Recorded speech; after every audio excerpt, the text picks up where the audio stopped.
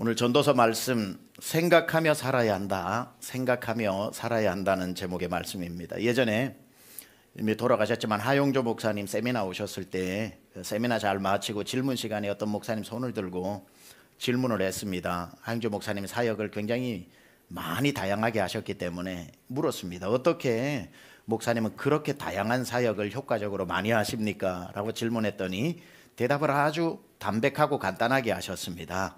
나만큼 생각하고 사시면 됩니다. 그랬습니다. 나는 밤낮없이 생각을 한다는 그 말이 저에게 굉장히 오래 남는 기억이 되었습니다. 함석헌 선생도 책을 썼죠. 생각하는 백성이라야 산다. 우리가 생각이 게을러지면 그때부터 나라도 망하고 가정도 망하고 기업도 돌아가지 않고 아무것도 되지 않는 겁니다. 생각의 게으름이 너무나도 중요합니다. 그래서 늘 생각이 멈추어 있지 않아야 하는 것. 우리가 초등학교 때부터 교과서에서 봤던 한 조각상이 있습니다. 로댕의 생각하는 사람. 그걸 계속 턱을 괴고 앉아있는 그 생각하는 사람을 어릴 적부터 우리에게 교과서에 넣어서 가르쳐주는 이유가 뭡니까? 무엇이든지 사색하고 생각하고 살아야 한다는 걸 그렇게 시각적으로 가르쳐 준 겁니다. 저는 그 로댕의 생각하는 사람을 계속 보면서 무슨 생각을 했냐면 이 사람은 무슨 생각을 하고 있을까를 계속 생각을 했었습니다. 자, 오늘 제목을 생각하며 살아야 한다라고 정했는데 이 전도자 솔로몬이 우리에게 오늘 지혜서에 꼭 살면서 잊어버리지 말고 반드시 생각하고 살아야 할 것이 있다라고 가르쳐주고 있으니 여러분 오늘 설교 들으시면서 그렇지, 내가 저걸 잊고 살았구나, 내가 저걸 놓치고 살았구나 하는 걸 점검해 보시고 생각하고 살아야 할 것은 절대로 놓치지 말고 생각하며 살 수 있기를 축복합니다. 첫 번째, 무엇을 생각하며 살아라고 하는가 보니까 우리 주변에 억울하고 연약한 이들이 늘 있다는 것을 생각하고 살아라고 합니다. 우리 주변에 늘 억울한 사람 그리고 연약한 사람이 있다는 걸 한시도 잊어버리지 말라고 이야기하는데 8절 상반절에 이렇게 나옵니다. 같이 한번 봉독합니다. 시작. 너는 어느 지방에서든지 빈민을 학대하는 것과 정의와 공의를 짓밟는 것을 볼지라도 그것을 이상히 여기지 말라.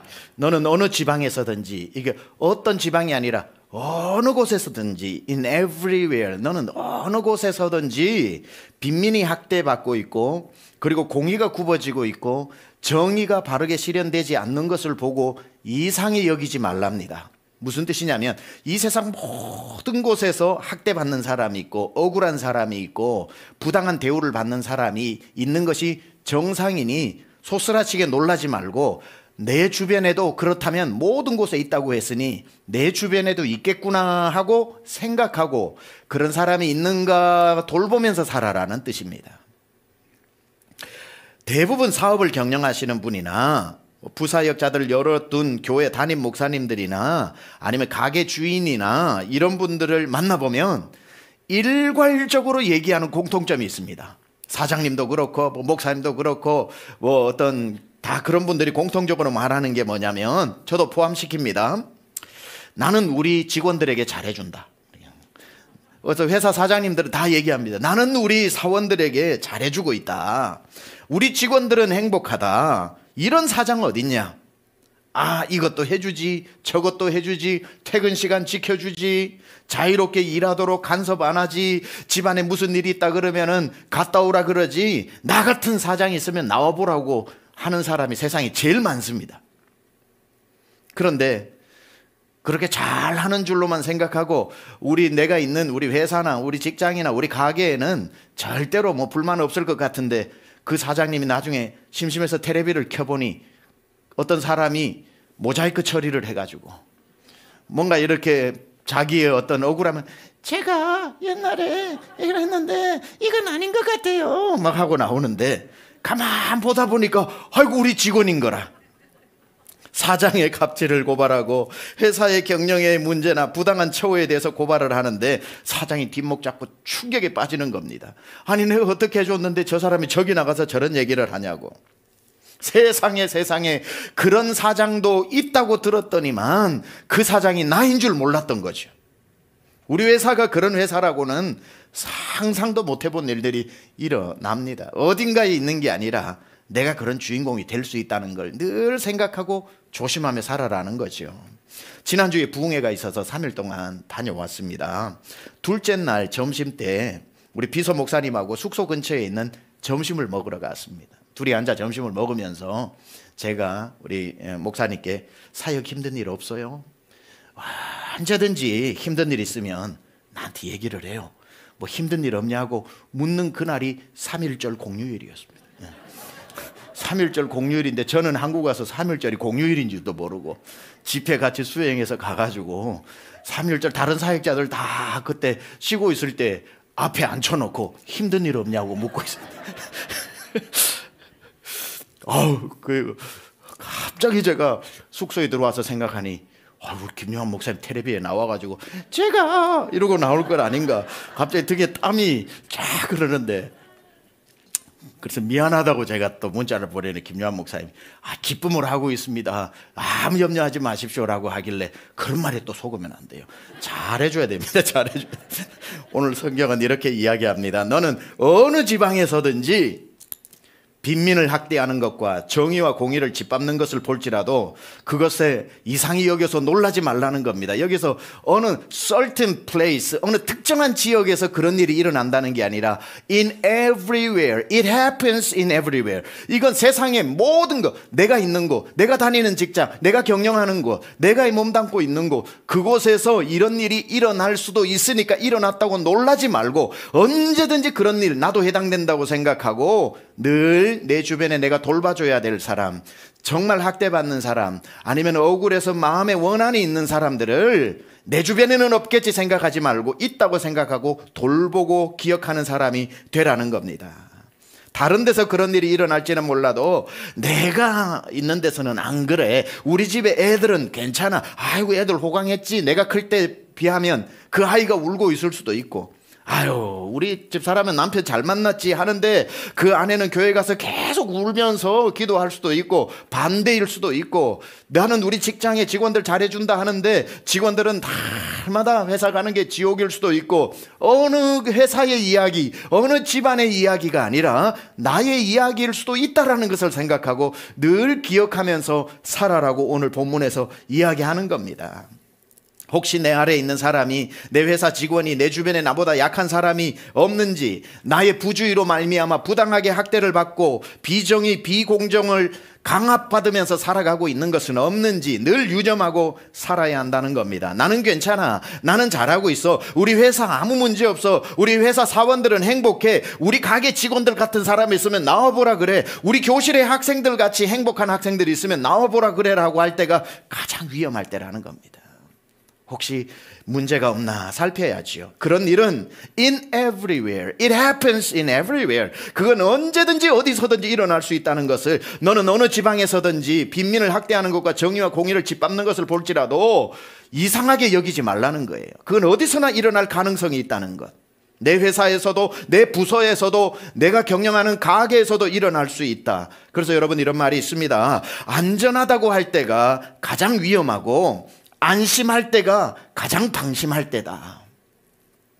제가 만들었습니다. 제가 만들었는데 너무 괜찮아서 2번 말하기로 제가 작정하고 말합니다. 안전하다고 할 때가 가장 위험하고 안심할 때가 가장 방심할 때다. 괜찮아라고 할 때 방심이 오고 거기에서 문제가 생깁니다. 나는 잘해주고 있다고 생각할 때가 가장 잘 못해주고 있을 때가 그때인지도 모릅니다. 나는 좋은 남편이야 할 때가 가장 안 좋은 남편이고, 나는 우리 남편 나 만나서 호강했지 할 때 가장 내가 방심할 때일 수가 있고, 나는 부모로서 책임을 잘하고 있다고 할 때 아이들이 가장 힘들어할 수도 있는 거고, 나는 괜찮은 사장이라고 할 때 직원이 가장 힘들어할 수도 있기 때문에, 여러분, 그래서 이건 모든 곳에서 일어난다라고 하는 걸 다시 새겨 들어야 하는데, 이 말은 돕고 챙겨야 할 사람은 멀리 지구 반대편에만 있는 게 아니라는 거죠. 내가 있는 그곳에 눈물을 흘리는 사람, 마음의 원한을 풀어줘야 되는 신원해야 할 사람들 아주 가까이 있습니다.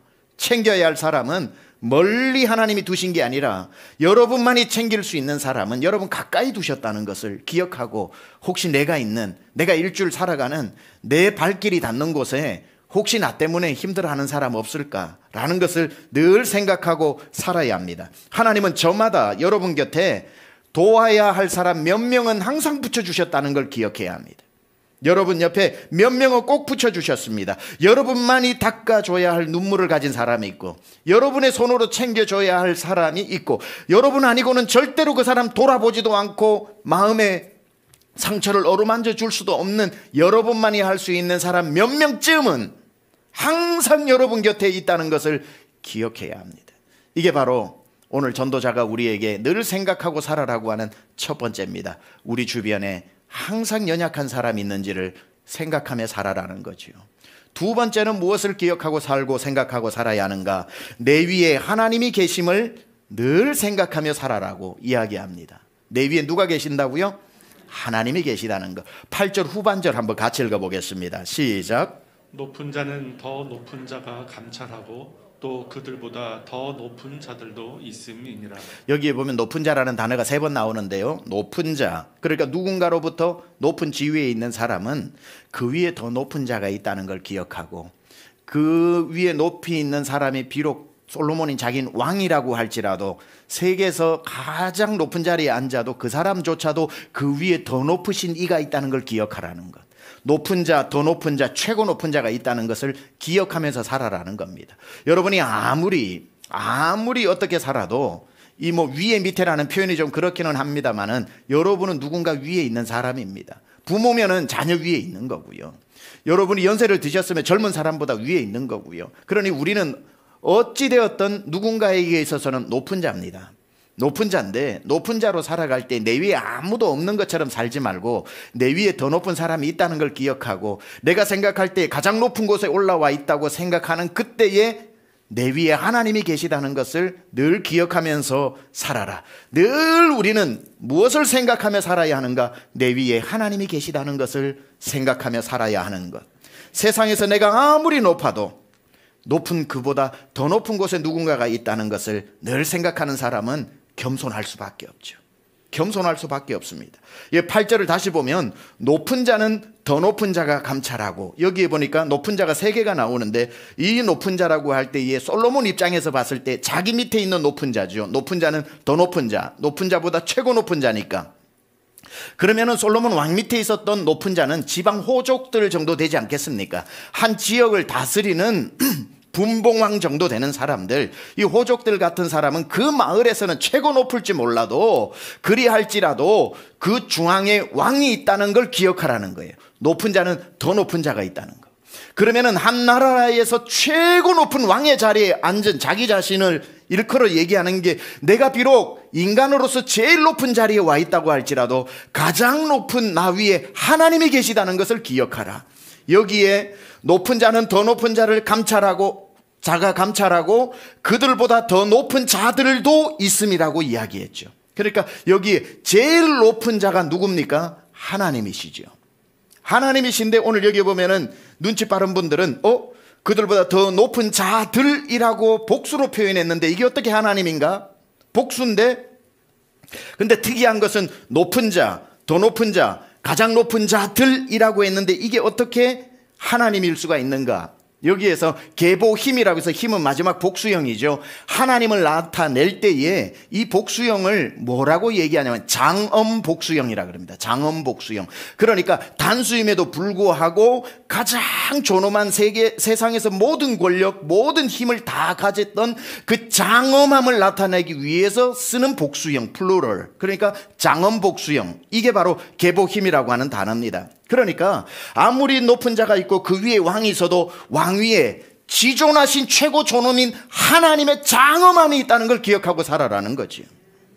내가 아무리 세상에 높은 권력을 가져도 나 위에 최고 존엄하신 하나님이 계시다는 것을 늘 생각하고 사는 사람은 자동적으로 겸손해진다는 겁니다. 높아져도 위에 하나님 계시다. 높아져도 하나님 계시니 내가 조심해야 한다. 그 마음으로 가지고 사는 사람, 귀한 사람입니다. 우리 그리스도인들이 살아갈 때 늘 한 가지를 기억해야 할 것은 여러분 위에 하나님이 보고 계신다는 것. 그래서 내가 사람을 함부로 내 밑에 있는 사람을 대하려고 하다가도 높은 자가 되어가지고 막 대해도 된다고 생각하다가 나보다 높은 하나님이 날 대해 주신 방법을 생각하는 거죠. 하나님은 한 번도 내 눈에 눈물 흘리게 하신 적이 없는데, 하나님은 언제나 날 선하게 대해주셨는데, 이 낮고 천한 자를 가장 존귀하게 여겨주셨는데 하고 하나님을 생각하고 나니 나도 그렇게 대하게 되는 겁니다. 우리가 성경을 읽다가 조금 성경을 잘못 반쯤 이해하는 구절이 있어요. 그게 마태복음 7장 1절인데 산상수훈에 나오죠. 마태복음 7장 1절 중에 하나는, 마태복음 7장 1절 우리 잘 아니까 한번 읽어볼까요? 시작. 비판을 받지 아니하려거든 비판하지 말라. 자, 여러분은 이 구절을 어떻게 읽으세요? 상호작용으로 읽을 때가 있습니다. 내가 저 사람에게 비판받지 않으려거든 나도 비판하지 마라. 여기 말하는 건 상호작용이 아닙니다. 이 성경 구절은 이겁니다. 하나님께 비판받지 않으려거든 남을 비판하지 말라는 겁니다. 그러니까 항상 하나님이 계시다는 거예요. 하나님께 비판받지 않으려고, 그러니까 나 저 사람에게 비판받지 않으려거든 비판하지 말라가 아니라 하나님으로부터 비판을 받지 않으려거든 남을 비판하지 마라. 여기에서 하나님께 비판받지 않는 여기에서의 원어가 바로 신적 수동태라는 겁니다. 신적 수동태. 그러니 하나님으로부터 비판받지 않는이라고 하는 하나님의 신적 수동태로 하나님이 들어가 있는 겁니다. 그러니까 우리는 그냥 볼 때는 상호작용으로 생각해서 저 사람에게 비판 안 받으려면 나도 비판 안 해야지 이렇게 생각하는데, 본문은 그게 아니라는 거예요. 하나님으로부터 비판당하지 않으려거든 너가 비판하지 말라는 거죠. 항상 내가 누구를 비판할 때 나보다 더 정확한 판단력을 가진 하나님이 계시다는 걸 기억하고 살아라는 겁니다. 똑같은 구절이 7장 2절에 나옵니다. 7장 2절 한번 읽어보겠습니다. 시작.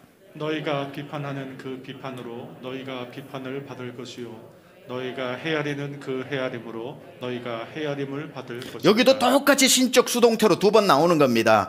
해석해보면 너희가 비판하는 그 비판으로 너희가 하나님으로부터 비판을 받을 것이요 너희가 남을 판단하고 헤아리고 꼼꼼히 따지고 하는 그 헤아림으로 하나님으로부터 헤아림을 받게 될 것이다. 그러니까 이 구절은 무서운 구절입니다. 내가 남의 잘잘못을 헤아리고 따지고 잘해서 못했어 막 이럴 때에 하나님도 그 순간에 우리를 나의 잘했어 못했어 이걸 따지고 계신다고 생각을 할 때에 우리가 굉장히 놀라게 되는 거죠. 아, 함부로 판단할 게 아니구나. 함부로 헤아릴 게 아니구나. 함부로 남 이랬다 저랬다 가십할 게 아니구나. 왜? 그러는 중에 하나님께 헤아림 받게 되어버리고 하나님으로부터 비판받게 되기 때문에 나의 이 사람을 향한 판단은 굽어질지 몰라도 하나님이 날 향한 판단이 어떻게 잘못될 수가 있겠습니까? 너무나도 무서운 판단이 되는 거죠. 예수님이 이 마태복음 7장을 통해 하시려는 말씀이 뭡니까? 항상 남을 대할 때 내가 너를 보고 있다고 생각하고 대하라는 겁니다. 너 위에 나 하나님이 항상 있다는 것을 잊어버리지 말고 기억하라는 겁니다. 예전에 보았던 그림 중에 하나가 떠오릅니다. 어떤 그림이었는데 비둘기 한 마리가 저기에 세상 모르게 이렇게 나뭇가지에 앉아 있으니 그 뒤에 그 하늘에 이렇게 활공하면서 떠서 그걸 낚아채려고 하는 독수리가 있었던 겁니다. 이 비둘기는 독수리가 자기를 보고 있다는 걸 전혀 몰라요. 그러나 독수리는 다 그 비둘기만 잡으려고 그 독수리의 눈으로 쳐다보고 있습니다. 그런데 또 한 그림은 그 독수리를 향해 나무 뒤에 숨은 포수가 총을 겨누고 있었던 거죠. 이 독수리는 자기를 향해 누군가가 총을 겨누고 있다는 걸 생각을 못한 겁니다. 자기는 그냥 비둘기만 쳐다보고 그걸 빨리 낚아채서 날아오르려고만 생각을 했는데, 독수리가 비둘기를 보는 동안 포수는 비둘기를 향해 총을 겨누고 있는 아주 정말 우리에게 교훈을 주는 그 그림이 생각이 납니다. 우리가 사람을 판단하고 사람을 헤아려 사람을 죽이려고 할 때 진짜 정확한 눈을 가지신 하나님이 그 순간 우리를 헤아리고 계시고 우리를 보고 계시다는 것을 늘 기억하면서 살아야 한다는 겁니다. 이것을 아브라함 카이퍼는 코람데오라고 그랬죠. 하나님 앞에서 사는 것, 하나님의 눈앞에서 살아가는 것. 유대인들은 그래서 언제나 머리 위에 키파라는 것을, 일부 때는 키바라고 그랬는데 키파라는 것을 써서, 영어로 캡이 여기서 나왔습니다. 모자를 쓰죠. 이렇게 손만한 거, 테두리 없는 모자. 그들이 왜 유대인들이 키파를 쓰는가? 이유는 한 가지입니다. 내 위에 하나님이 계시다는 걸 늘 기억하기 위해서 만들어 놓은 장치입니다. 내가 좀 잘나서 부자가 되고 내가 권력을 가지고 하더라도 야 좋다고 펄쩍 뛰다가 갑자기 키파가 흔들리는 걸 보고 아, 하나님 계시지, 내 위에 하나님 계시지, 그걸 기억하기 위한 장치입니다. 하나님이 요셉을 쓰신 이유는 한 가지입니다. 보디발의 집에서 보디발의 아내의 유혹을 받았을 때에 그가 내가 어찌하여 당신을 범하여 보디발에게 득죄하리이까 하지 않고 그는 뭐라고 얘기합니까? 내가 어찌하여 하나님 앞에서 득죄하리이까. 늘 하나님을 생각하면서 살아가니 교만할 것도 없고 죄를 짓지도 않게 되더라는 겁니다. 사랑하는 여러분, 우리 위에 하나님이 늘 보고 계시다는 것을 늘 생각하면서 사시길 바랍니다. CCTV가 무서운 게 아니라 하나님의 눈이 훨씬 무서운 겁니다. CCTV가 어디에 장치되어 있고 화소가 얼마냐가 중요한 게 아니라 그보다 수십 수천만 배 더 화질이 좋은 하나님의 눈이 우리를 24시간 보고 계시다는 것을 잊어버려서는 안 되는 겁니다. 여러분이 직장 생활을 할 때, 회사를 경영할 때, 목사는 목회를 할 때, 부부 생활을 할 때, 남의 집에 가서 아르바이트로 그냥 일을 할 때, 아무리 큰 일, 작은 일이라고 하더라도 사장의 눈을 의식하고 CCTV 어디지를 살펴가지고 그 동선을 피해 다닐 게 아니라 항상 하나님의 전능하신 눈이 나를 보고 있다는 것을 기억해야죠. CCTV를 피할 게 아니라 하나님의 눈을 의식하고 살아야 한다는 겁니다. 더 겸손해지고 더 정직해지고 더 사람에게 함부로 대하지 않고 친절하게 대할 수밖에 없는 사람은 어떤 사람인가? 내 위에 하나님이 보고 계시고 하나님이 감찰하고 계시다는 것을 잊어버리지 않는 사람. 그러니까 이건 어떤 면에 있어서 불편한 겁니다. 하나님이 늘 나를 보고 계신다는 게 얼마나 사실 불편합니까? 그래서 많은 성도들이 예배 드리고 나가면서 하나님한테 얘기합니다. 하나님 여기 가만 계세요. 제가 일주일 동안 열심히 살아서 돈 벌어서 다음 주 1초도 안 넣고 예배 때 면회 올 테니까 여기 가만 계세요. 따라오시면 안 됩니다. 필요하실 때 부를게요. 여기 가만 계세요 하고 나갈 때 주님이 동행한다는 걸 좋아하는 사람도 있지만 굉장히 부담스러워하는 사람도 있습니다. 그리고는 나아가서 하나님 없이 회사 경영하고 하나님 없이 회사 다니고 하나님 없이 장사하고 하나님 없이 손님 받고 하나님 없이 편한 대로 마음껏 살다가 다음 주일날 곱게 차려입고 주님 면회 오는 사람이 많아요. 하나님 눈 없는 하나님의 눈이 닿지 않는 세상에서 살다가. 근데 이걸 알아야 됩니다. 여러분은 주님과 동행하지 않았는지 몰라도 주님은 일주일 내내 여러분 곁에 계셨습니다.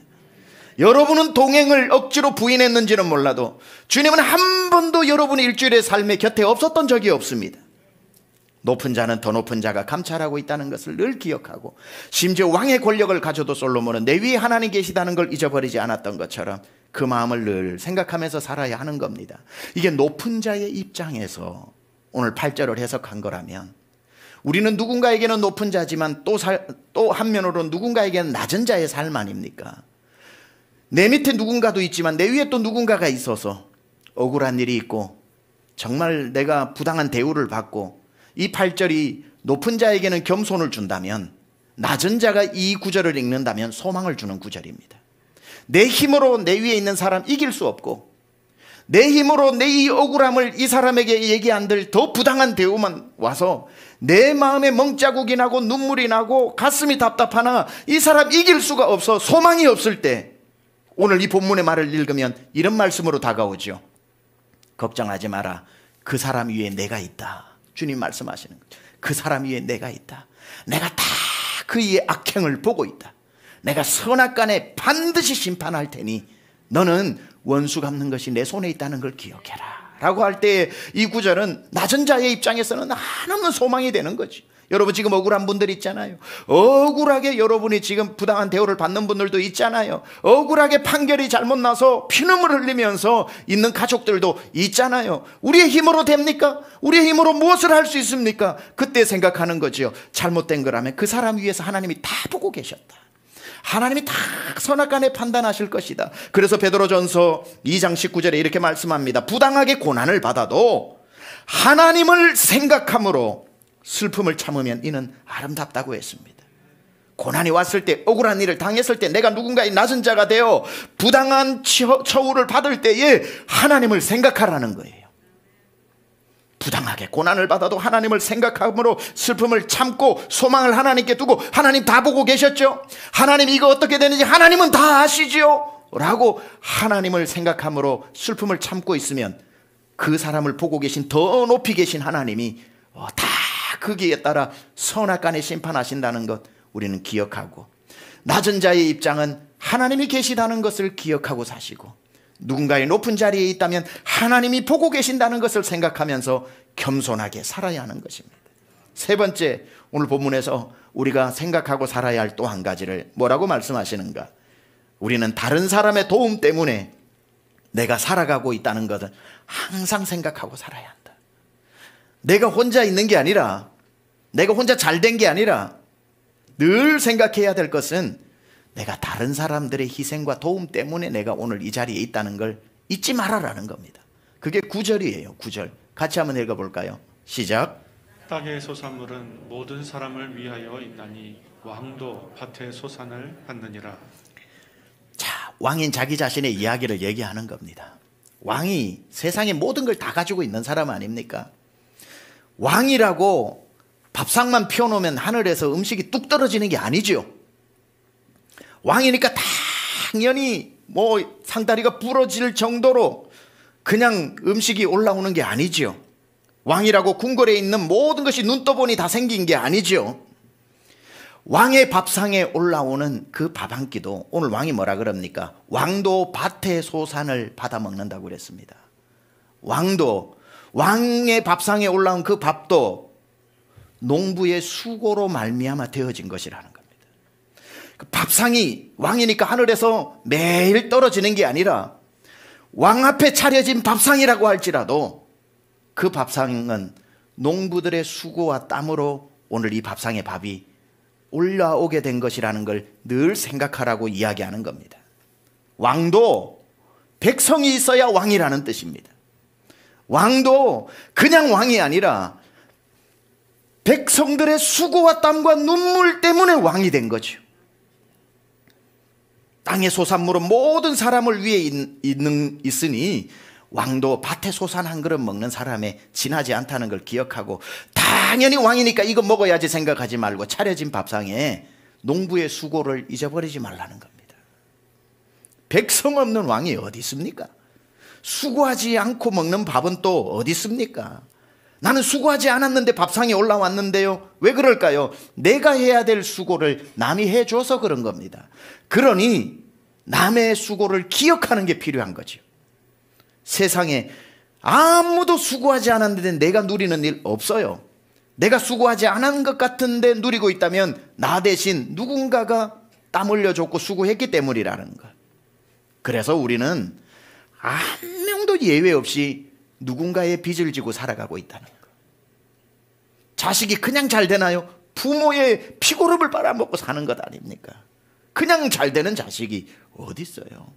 아니, 학교에서 1등은 아무나 되나요? 2등이 해주니까 1등 되지. 2등의 희생으로. 그래서 어떤 학생은 나는 우리 반 학생을 다 행복하게 해주기 위해 꼴등을 한다고 그렇게 얘기를 하는데, 뭐 어쨌든 간에 1등도 자기 잘난 맛에 살면 안 되는 겁니다. 2등의 희생을 밟고 1등이 된 것 아닙니까? 내가 오늘 살아갈 때 혼자 잘나서, 내가 노력해서, 내 머리가 좋아서, 남들보다, 목사님 그런 소리 하지 마세요. 남들 다 잘 때 안 잤어요. 남들 책 1시간 읽을 때 나 2시간 읽었다고요. 다 나 혼자 된 것 같아도 알고 보면 자기가 몰라서 그렇지, 그 한 사람 잘 되기 위해 부모가 밤낮 없이 기도했고, 옆에 있는 사람들 다 그 사람 위해서 희생한 흔적과 부분들이 반드시 있고, 그래서 나의 성공에는 타인의 공로의 몫이 반드시 있는 겁니다. 이번 주 중에 주님 품으로 간 이어령 교수님, 정말 예수님을 믿고 지성에서 영성의 세계로 넘어와 이제는 영원한 하나님의 나라로 가셨죠. 그분이 김지수 작가와 마지막 인터뷰를 한 다음에 또 책 하나를 내기 위해서 이야기를 나누면서 이어령의 마지막 수업이라고 하는 유작이 나왔습니다. 그분이 작년 10월 정도에 인터뷰를 하면서 내 인생 88년을 다 쏟아내고 가고 싶다라고 해서 아무 주제 없이 본인 안에 있는 걸 다 쏟아내고 나온 책이 마지막 수업이라는 책입니다. 그런데 작년 10월쯤 겨울이 오는 그때에 인터뷰를 하면서 이분이 이렇게 얘기합니다. 이 책은 내가 내년 3월이면 이 세상에 없으니까 내가 떠나고 난 뒤에 책을 내라고, 3월에 책을 내라고 부탁을 합니다. 그리고 3월이 오기 한 이틀 전에 서둘러 주님 품으로 가셨죠. 그래서 책을 이번 주간에 제가 그 책을 전체를 한 번 반 정도를 한 번 또 읽고 또 한 번 반 정도를 읽었습니다. 정말 그 석학의 영성이 담겨서 굉장히 많은 도움을 받았습니다. 그 책 내용 중에 하나를 소개할까 합니다. 이분이 평생 말을 하시는 분이었죠. 교수님이었으니까. 그리고 평생 글을 쓰는 분이었습니다. 문화비평가였으니까. 평생 말을 하고 평생 글을 쓰신 분인데 뭐라고 얘기하냐면 88년 인생 돌아보니 내가 88년 동안 했던 말 중에 절반은, 내가 88년 동안 썼던 글 중에 절반은 내 것이 아니라 남의 것이었다고 얘기합니다. 인터뷰하는 작가가 그게 무슨 뜻입니까? 하고 물어봤더니 혼자 말하는 사람이 어딨나? 누군가가 말을 걸어주었으니 내가 말을 했고, 가만 혼자 글 쓰는 사람이 어딨나? 주제가 있으니 썼고 써달라 하니 썼으니, 내가 아무리 글을 많이 써도 절반은 남의 공로가 있는 거고, 내가 아무리 말을 많이 해도 말을 걸어준 절반은 남의 것이기 때문에 내 평생 내가 했던 말이라고, 내가 썼던 글이라고 아카이브에 만들어가지고 거기에 카피라이트해서 아무도 내 지식 도둑질하지 못하게 하지 말고, 내 말의 절반은 남의 것이고 내 글의 절반은 남의 것이었다라고 이 노학자가 천국 가기 전에 남긴 말이 큰 울림이 있더군요. 맞습니다. 그래서 그분이 훌륭한 겁니다. 그래서 지혜자가 되는 겁니다. 그래서 그런 분의 말에 귀가 기울여지는 겁니다. 다 내 것이라고 하지 않고 절반이 남의 것이었다, 절반은 다른 사람의 몫이라고 말할 줄 아는 사람. 교만할래야 교만할 수 없지요.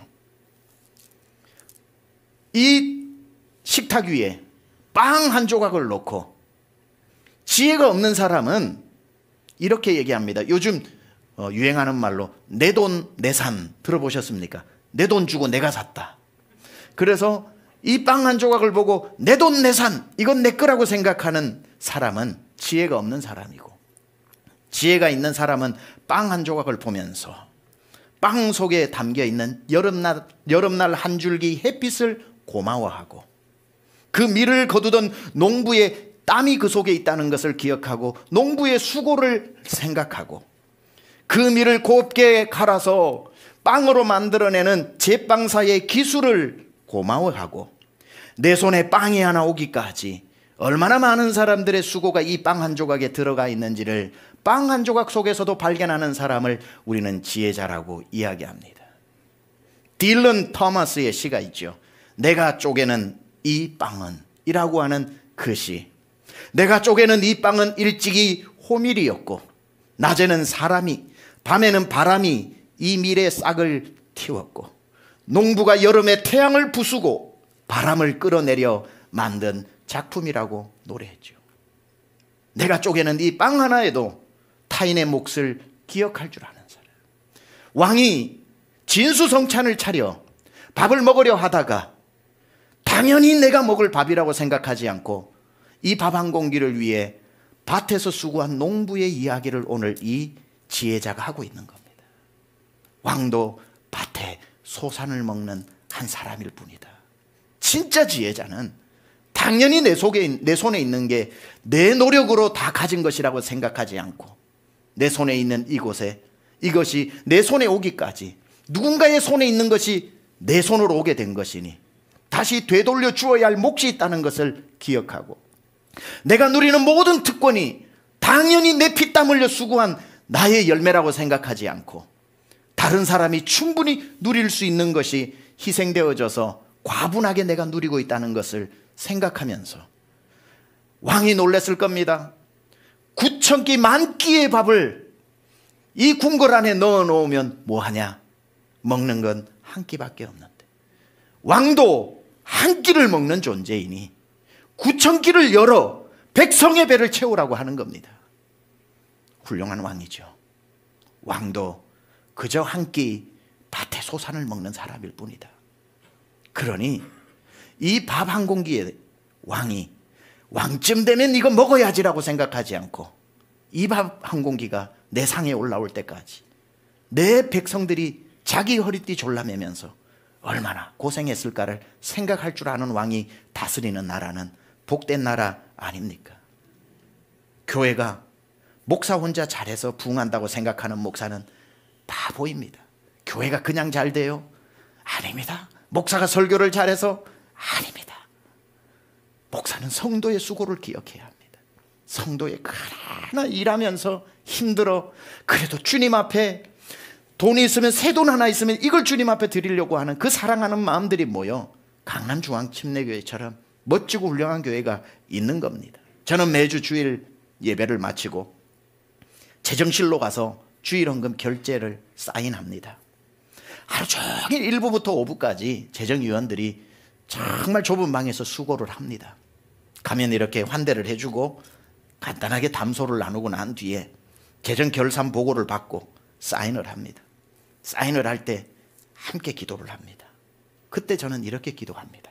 하나님, 오늘도 우리 성도님들이 삶의 현장에서 눈물로 거둔 열매를 주님 앞에 힘을 다해 드렸습니다. 이 시간 하나님 앞에 올려드립니다. 하나님, 오늘 이렇게 힘을 다해 드린 성도의 수고를 반드시 기억해 주시고 그 가정기업 소산에 큰 복을 주옵소서. 이렇게 기도합니다.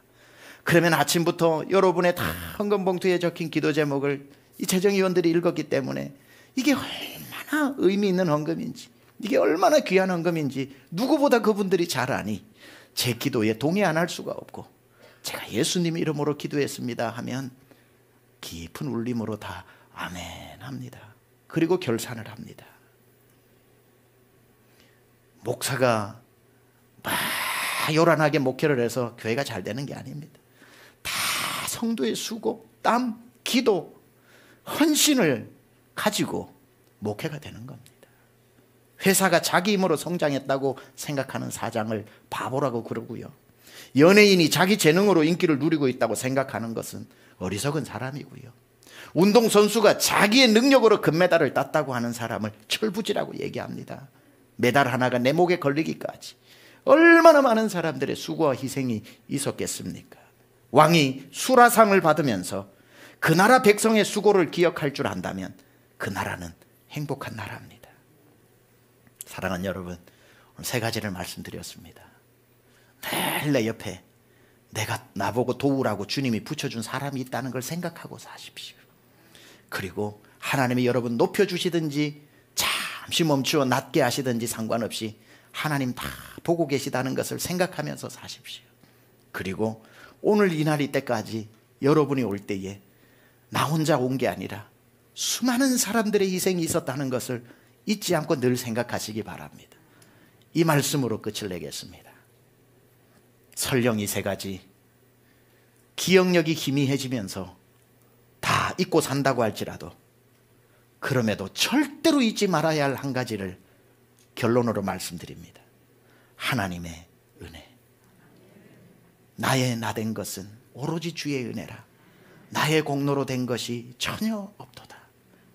다 기억 속에 여러분의 희미해지는, 나이와 함께 희미해지는 기억 속에 앞에 세 가지도 다 잊혀진다고 할지라도 내 평생 살아온 길, 주님의 은혜 때문에 이 자리에 있는 것이고, 주님의 하나님이 자기 아들을 주고 나를 값주고 산 보혈로 내가 있는 거고, 어려서는 내 육체 엄마 젖을 먹고 자랐다면 커서는 내 영혼 보혈의 피를 마시고 자랐다는 거 잊어버리지 말고, 오늘도 그 큰 죄에서 날 구원해 주신 하나님의 은혜만큼은 평생 잊어버리지 않고 살아가는 여러분 되시기를 주님의 이름으로 축원합니다. 우리 찬양팀 올라오시고 우리 오늘 이 찬양을 함께 드리기 원합니다.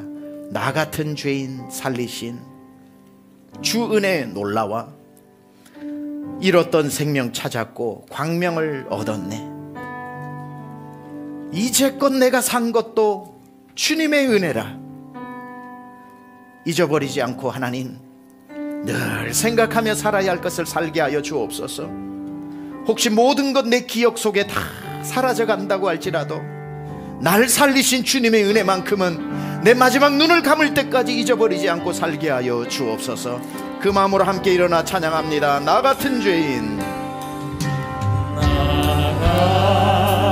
같은 죄인 살리신 주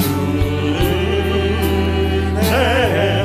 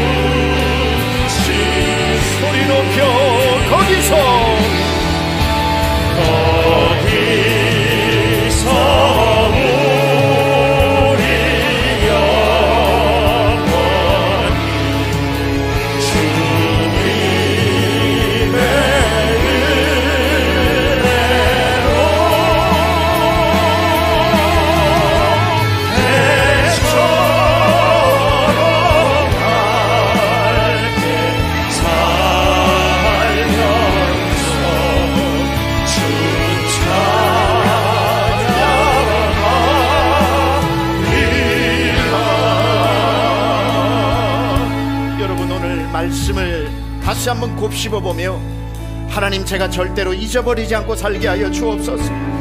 제 주변에 눈물을 흘리는 자의 눈물을 닦아주는 자로 살게 하여 주옵소서. 하나님을 항상 모시고 하나님이 나와 동행하시는 걸 잊어버리지 않고 살게 하여 주옵소서. 하나님 아버지, 제가 오늘 있기까지 날 위해 희생한 모든 이들의 수고를 잊어버리지 않게 살게 하여 주옵소서.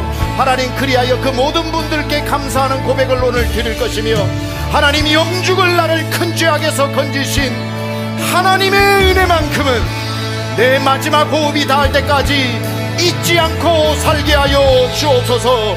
주의 이름 한번 부르고 기도하겠습니다. 주여,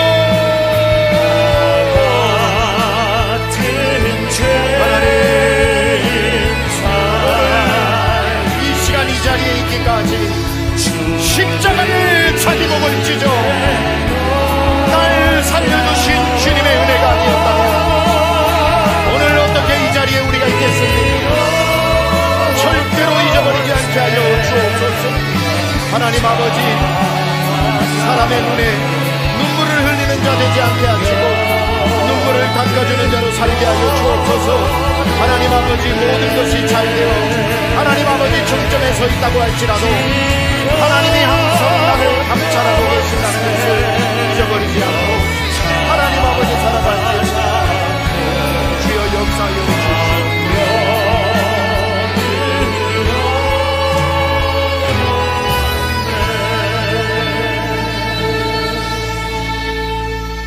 눈물 닦아주라고 내게 붙여준 사람들을 잊어버리고 살지 않게 하여 주옵소서. 아무리 내가 생각했던 것보다 더 높은 자리에 앉아도 그 위에 주님이 계심을 잊어버리지 않고 살게 하여 주옵소서. 홀로 왕같은 자리에 서 있다고 착각하지 않고 나 때문에 밤낮 없이 수고하고 헌신한 이들의 수고를 잊지 않고 살게 하여 주옵소서. 주여, 무엇보다 나같이 비천한 자를 한 사람 살리기 위해 하나님이 십자가 위에 달려 육체를 찢어버리고 보혈을 흘려 그 보혈 먹여 살려내신 하나님의 만극하신 은혜를 잊어버리지 않고 살게 하여 주옵소서.